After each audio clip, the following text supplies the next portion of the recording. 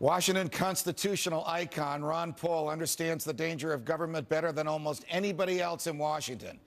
He says the election on November 2nd, just about 3 weeks from now, is so crucial to the future of our republic. Congressman Ron Paul joins us now. Dr. Paul, it's a pleasure. Welcome.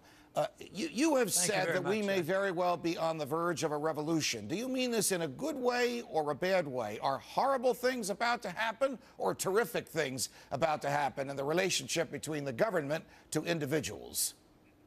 Well, I think the revolution is inevitable. I think we're in the early stages. I think it can be very good, and I work on the assumption that we can keep it good. But I do not believe the revolution will go without a lot of turmoil, because I'm expecting more financial trouble, a dollar breakdown, and a lot of bills that won't get paid. The checks are going to bounce.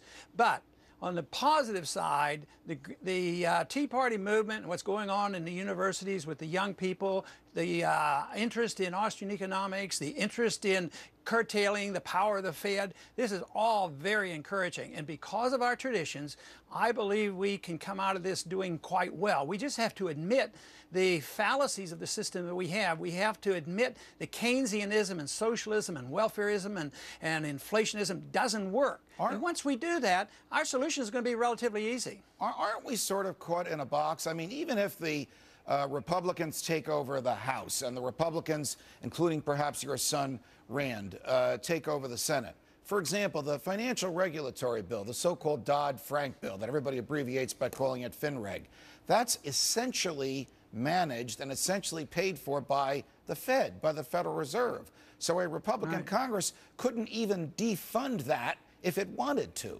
right?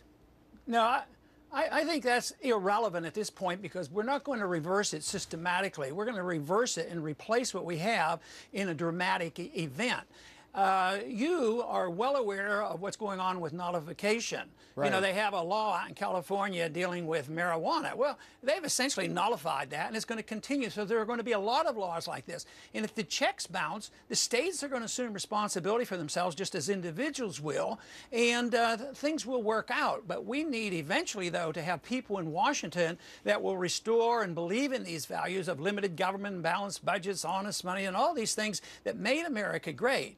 But no, I don't think Congress is going to change right after this election, and we're going to have a few more Republicans, and all of a sudden these laws are going to be reversed. No, but the momentum then I think will go back in our direction. At least that's what I'm hoping for, and that's what I'm working for. All right, you said that we may be on the verge of a Soviet-style collapse. Now, when the Soviet Union collapsed, basically the countries that it had subsumed before, during, and after World War II broke away and became separate and independent countries. Right. Some of them with tremendously free markets that became the engine of great prosperity. Do you think that some of the states of the United States of America might very well say to Washington, it's your problem, stay out, we don't want to have anything to do with you, we'll survive on our own? We're going to have a lot of that, and that should get better. That's what we really have to work on. But what I'm referring to is the giving up of our empire. The Soviets literally gave up their empire, and we will. For financial reasons, we won't be allowed to have a presence in the Middle East. We won't be allowed to, and we won't be capable of paying for the troops in Japan and Germany and doing all these things. And that, to me, will be good. We will draw back, take care of ourselves, take care of our borders, take care of producing wealth here, bring the jobs back, get taxes down low, and balanced budgets, and that will be good. So yes, it will be reversed, but I do not foresee that the states will become independent, but more independent than they are now. They will not.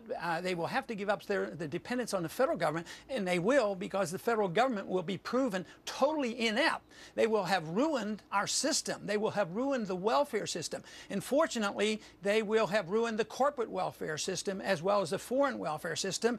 And we should plan on that and see this as a good thing and a good opportunity for us to, do something simplistic like, why don't we obey the Constitution? Keep defending that Constitution and sound money, Congressman Paul. Thanks very much for joining us.